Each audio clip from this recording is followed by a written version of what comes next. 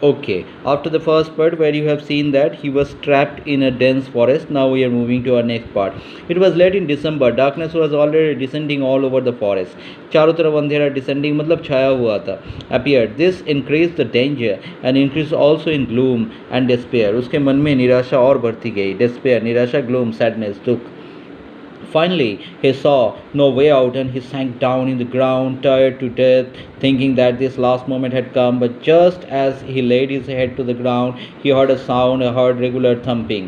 There was no doubt as to that there was. He raised himself, those are the hammer stroke from the iron mill. उसने जब नीचे सो गए थे वो थक थक के था उसने अचानक एक साउंड सुना जो नियर बाई हैमर स्ट्रोक का था हथौड़े का साउंड था जो मिल से आ रहा था. He thought there must be people nearby. He summoned मतलब gathered. उसने एकत्रित किया अपने सारे स्ट्रेंथ को. Caught up and staggered in the direction of the sound. Staggered मतलब लड़खड़ाना, walking slowly, limpingly walking. Okay, और उस दिशा में वो बढ़ गया. The Ramsey ironwork, which are now closed down, were not so long ago a large plant with a smelter, rolling mill and forge. वहाँ पे एक भट्टा सा हुआ करता था जिसे हम कहते हैं ना ईट भट्टा, वैसे एक भट्टा मतलब मिल हुआ करता था जिसका नाम था Ramsjo iron mill. In the summer time long lines heavily loaded barges and scows small boats, छोटे छोटे बोट में slide down the canal lake के किनारे से which led to the large inland lake. And in the winter time the roads near the mill were black from all the coal. ये सारे lake के किनारे से जो बर्जेस एंड स्काउस है उसमें भर भर के एक टाइम पे आयरन जाया करता था, चारकोल कोयला जाया करता था आयरन मिल के लिए. During one of the long dark evening just before Christmas the master Smith and his helper sat in the dark forge. अभी इस अंधेरे में फॉर्ज में भट्टे में मास्टर स्मिथ जो मेन मैनेजर है वो अपने हेल्पर के साथ बैठे हुए हैं. डार्क फॉर्ज अंधेरे में. Furnace waiting for the pig iron मतलब रॉ आयरन, वो आयरन को पिघलाने के लिए बैठे हुए हैं. Which had been put in the fire to be ready on the put on anvil मतलब उसका माउथ में जिस गोलाकार शेप में आयरन को डाला जाता है that is called anvil. Every now and then one of them got up to the stir and glowing mass with a long iron bar. हर बार लोहे को पिघलाने के लिए एक आयरन बार से उसे पुश करना पड़ता है. Returning a few moments dripping with the perspiration. इस काम में बिल्कुल पसीने से, ड्रिपिंग मतलब वेट, भीग जाते हैं वो लोग, पर्सपिरेशन मतलब पसीना, स्वेट, पर्सपिरेशन से. Though as this was a custom he wore nothing but a long shirt and a pair of wooden shoes. उसने लकड़ी के जूते पहने हुए हैं और एक शर्ट पहना हुआ है. All the time there were many sounds that had been heard in the forge. The big bellows groan. Bellows मतलब धोखनी के साउंड. एक हुक्का जैसा स्टैंड लेके मुंह में फूकना पड़ता है ताकि वो आयरन का जो आग है वो बुझ ना जाए. Bellows grown and the burning charcoal cracked. The fire was shoveled charcoal into the maw of the furnace with a great deal of clatter. आग के बगल में एक लड़का बैठा हुआ है, वो क्लैटर नॉइस करते, साउंड करके जोर जोर से आग को और हवा देके और आग को बचा के रखता है जाते वो बुझ ना जाए. Outside the road of waterfall and sharp north wind whipped the rain against the brick tiled roof. बाहर में दीवार की छत पे पानी के बूंदे गिर रहे हैं.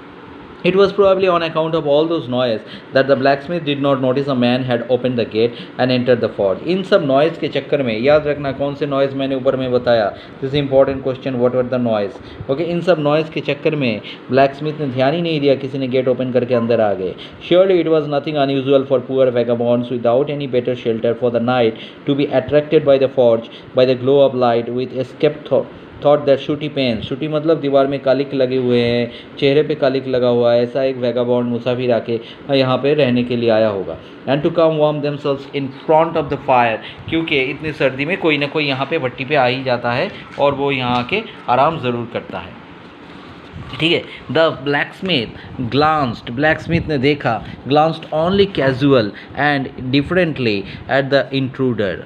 उसने इस घुसपैठे को धीरे से देखा. He looked the way. Okay, he looked the way people of usually his type in a long beard dirty ragged. गंदे कपड़े में, फटे हुए कपड़े में हमेशा इस तरीके के लोग उसके पास आते हैं. Ragged and with a bunch of red trap dangling on his chest. Dangling मतलब हैंगिंग. उसके सीने पे एक रेड ट्रैप भी लटक रहा है. Ask permission to stay and the master blacksmith nodded a haughty consent. haughty मतलब arrogantly, सहमति दे दिया. उसने कहा सर मैं यहाँ रह सकता हूँ. तो ब्लैकस्मिथ ने उसकी ज़रा बिना देखे ही उसको सहमति दे दिया. ठीक है रह जाओ. without honoring him with a single word the tramp did not say anything else. जो मुसाफिर है, पेडलर है, उसने भी बात को आगे नहीं बढ़ाया इधर। He had not come there to talk, only to warm himself and sleep. In those days the Ramsjo iron mill was owned by a very prominent iron master. Prominent मतलब लीडिंग, मेन, सॉल्वेंट। एक बहुत अमीर iron master उसको चलाता था। Whose greatest ambition was to ship out the good iron to the market, जिनका main मकसद था मार्केट में अच्छे से अच्छा आयरन लॉन्च करे। He watched both night and day to see the work was done as well as possible. वो हर बार आता था और अपने मिल को देखभाल करता था। And this very every moment he came in to the forge and one of the his nightly round inspection naturally, okay, naturally the first thing he saw was the tall ragamuffin. ragamuffin मतलब ये देखो, ragamuffin means who is using rag, जो फटा हुआ कपड़ा पहन रहे हैं उसे इंग्लिश में कहते हैं ragamuffin. That ragamuffin, उसने देखा, this ragamuffin who had eased his way so close to the furnace that steam rose from his wet rags. उसके भीगे हुए कपड़ों से, फटे हुए कपड़ों से steam जो है, धुआं जो है वो और गंदा कर दिया उसके कपड़े को. The iron master did not follow the example of blacksmith who had hardly deigned मतलब इग्नोर, डिक्लाइन. आयरन मास्टर ने ब्लैकस्मिथ की तरह काम नहीं किया, जिन्होंने ब्लैकस्मिथ ने उनको पहचानने से इनकार कर दिया था.